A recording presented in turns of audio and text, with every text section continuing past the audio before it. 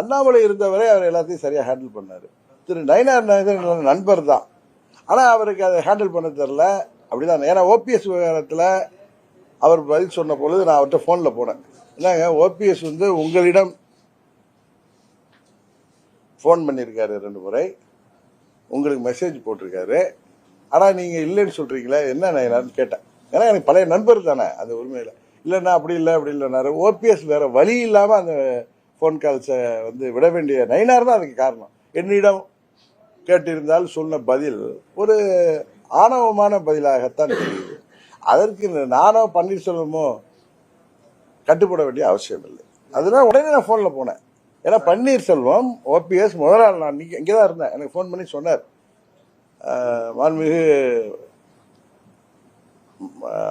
Prime minister எங்க தூத்துக்குடி வந்த அன்னைக்கு, சார் இது மாதிரி இருந்துச்சுன்னு சொன்னார். நான் விட்டுட்டேன். இவர் பதில் சொன்னார்ல, என்னிடம் கேட்டிருந்தால் சொன்னப்ப நான் உடனே போன்ல போனேன்.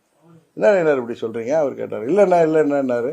இவர் வந்து திரும்ப திரும்ப அதில் நின்னதும் பன்னீர்செல்வம் அவர்கள் அந்த இதெல்லாம் அவர் அது உடனுங்கிற அவசியம், இவர் பதில் சொன்னதுனால வேற வேற ரொம்ப நாகரிகமானவர். அவர் நயினாருங்காரம் இல்லை, யாருங்காரம் இல்லை, எங்க தொண்டர்களும் தான் காரணம். மரியாதை கிரியாதெல்லாம் இல்ல சார், அண்ணாமலை தான் சார். நீங்க சும்மா ஒரு வார்த்தையெல்லாம் போடாதீங்க பிரதர். நான் 30 வருஷமா நான் இதெல்லாம் பார்த்துட்டு இருக்கேன், நானும் டிவி எல்லாம் நடத்துறவன் தான், புரியுதா? வந்து அண்ணாமலை அவர்கள் தான் எங்களை கூட்டணிக்கே கொண்டு வந்தவர்கள். அவர்கள் டெல்லியில பேசிட்டு, நீங்க அண்ணாமலை இருந்தவர் நயினார் எனக்கு ரொம்ப நண்பர், என்கிட்ட ரொம்ப பேசுவார், நானும் அவர் எனக்கு வந்து இல்ல இல்ல இல்ல இல்ல சார். நீங்க அதை எப்படி இன்டர்பிரேட் பண்ணிக்கிட்டா அது நான் தப்பு இல்லை. நான் சொல்றது இதுதான். திரு அண்ணாமலை அவர்கள் தான் எங்களோடு கடந்த, எனக்கு அவருக்கும் தேர்தலுக்கு முன்பு 1 ஆண்டு தான் பழக்கம். எனக்கும் அவருக்கு ஒரு நல்ல நட்புக்கு காரணம் என்னை போல அவரும் ஃப்ராகா இருக்கிறதா, வேற ஒண்ணு எங்களுக்குள்ளார. அது மாதிரி ஓபிஎஸ் அவர்களும் அவருக்கும் நல்ல நட்பு உண்டு. அவருடைய முயற்சினாலதான் நாங்க என்டிஏ கூட்டணிக்கு வந்தோம். நாங்க ஒண்ணு டெல்லியில போய் யார்ட்டையும் பேசல, உங்களுக்கு எல்லாம் தெரியும். அவருடைய முயற்சினாலதான் நாங்க என்டிஏ கூட்டணிக்கு வந்தோம். அவரோடு நாங்க செயல்பட்டோம். அவர் ஏப்ரல் 12ஆம் தேதி நீக்கப்பட்டது எங்களுக்கு எல்லாம் ஒரு அதிர்ச்சியாக இருந்தது.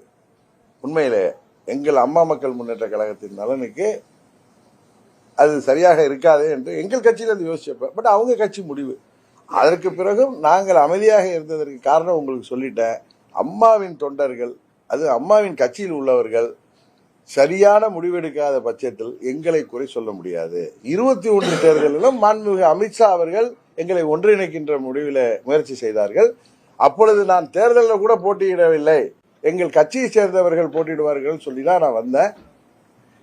அன்று அது அந்த முயற்சி தோல்வியடைந்ததுக்கு நான் காரணம் அல்ல. அதுபோல இப்பொழுதும் என்டிஏ கூட்டணிக்கு திரு அண்ணாமலை அவர்கள் டெல்லியில் அவர்கள் தலைவர்களோடு பேசி எங்களை கொண்டு வந்தார்கள். இப்பொழுது நாங்கள் விலகுவதற்கும் நாங்கள் காரணம் அல்ல. எங்களை விலக வேண்டிய முடிவெடுப்பதற்கு நீங்க சொல்ற மாதிரி அந்த பர்சிஸ்டன்ட் நெக்லெக்ட் ஒரு காரணமாக இருக்கலாம். இங்கே உள்ள மாநில தலைவரின் செயல்பாடு பன்னீர்செல்வம் விஷயத்தில் செயல்பட்டது எனக்கு மன வருத்தத்தை கொடுத்தது. அதுபோல நாளைக்கு இவர்களின் செயல்பாடு டிசம்பர் வரைக்கும் காத்திருப்பது சரி இருக்காது. பன்னீர்செல்வம் விஷயத்துல அப்பட்டமான ஒரு பொய்யை ஆர்வத்தோடு பேசும் பொழுது அதை ஏற்றுக்கொள்வதற்கு நாங்கள் ஒன்றும் அது போன்ற மனிதர்கள் அல்ல. அவருக்கு நடந்தது நாளைக்கு எனக்கும் நடக்கும். கரெக்டா? அவர் வருத்தப்பட்டு வெளியேறுவதை தடுக்க வேண்டும் என்று சொன்னேன். அவர்கள் நாங்கள் சிறியவர்கள், பெத்தவர்கள் வந்து விட்டார்கள் என்ற மனநிலையில் இருந்தால் அதற்கு நாங்கள் ஒன்றும் செய்ய முடியாது. அது மாதிரி இன்னொன்னு சொல்றீங்க, நிறைய பாக்குறேன், இவர் வந்து பயந்துட்டு அங்க இருக்காரு. எத்தனையோ நெருக்கடிகள், எத்தனையோ ரைடு, எத்தனையோ அரெஸ்ட், இதெல்லாம் பார்த்து வந்த டிடிவி தினகரன் என் புண்ணி நிக்கிற இதுக்கெல்லாம் நான் பயப்படுவேனா? நான் உங்களுக்கு முதலே சொல்லியிருக்கேன், இன்னும் 20 வருஷம் நான் உள்ளா இருந்தாலும் வெளியில வந்து நான் அரசியல் பண்ணுவேன்னு சொல்லியிருக்கேன். இதுக்கு மேல நீங்க பயப்படுறீங்க அவர் இந்த நாள் இருக்குமோ, அதெல்லாம் கிடையாது. நான் திரு அண்ணாமலை அவர்கள் முயற்சியால் அந்த கூட்டணிக்கு சொன்னா அவர் கண்டினியூஸா எங்கள்கிட்ட பேசி இல்லைன்னா அமைதியா இருங்கன்னு சொல்லுவாரு, நல்லது நடக்கும் உங்களுக்கு. அன்றைக்கு கூட நான் முடிவு எடுத்ததுமே என்கிட்ட பேசி நான் உங்க முடிவை மறுபரிசீலனை பண்ணீங்கன்னு கேட்டார். அவர் ஒரு பிஜேபியின் தொண்டராக, அவர் தலைவராக இருந்த பொழுது எப்படி செயல்பட்டாரோ அதே போல தான் செயல்படுறாரு.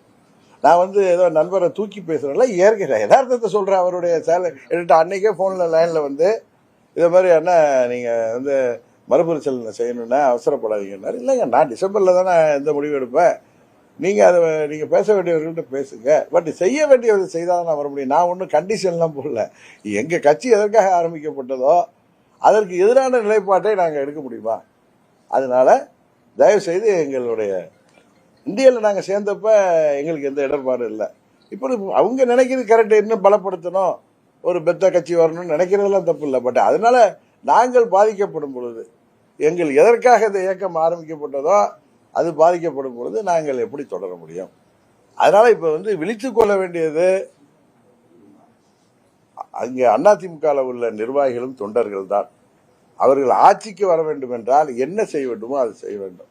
அதை டெல்லி சொல்லி எங்களை சரி செய்து விடும் என்று அவர்கள் நம்பினால் இந்த முறை அவர்கள் ஏமாந்து போவார்கள். ஏனென்றால் நாங்கள் சுதந்திரமானவர்கள், நாங்கள் எந்த யாரும் எங்களை நிர்பந்திக்கவும் மாட்டார்கள், நிர்பந்திக்கவும் இல்லை. அதை நான் பொய்யா சொல்லக்கூடாது உங்களுக்கு. நாங்கள் மீண்டும் உங்களுடன் வர வேண்டும் என்றால் எதை செய்ய வேண்டுமோ அதை செய்யுங்கள். இது வந்து யார் கையில இல்லை, அதிமுகவில் உள்ள நிர்வாகிகளும் தொண்டர்களும் அவர்கள்தான். அதிமுக ஆட்சிக்கு வர வேண்டியது அவர்கள் கையில் இருக்கு.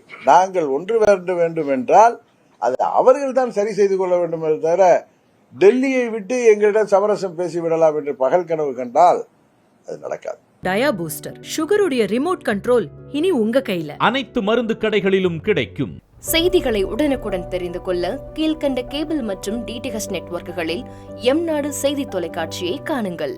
பாதகம் செய்பவரை கண்டால் நாம் பயம் கொள்ளலாகாது பாப்பா. மோதி மிதித்து விடு பாப்பா, அவர் முகத்தில் உமிழ்ந்து விடு பாப்பா.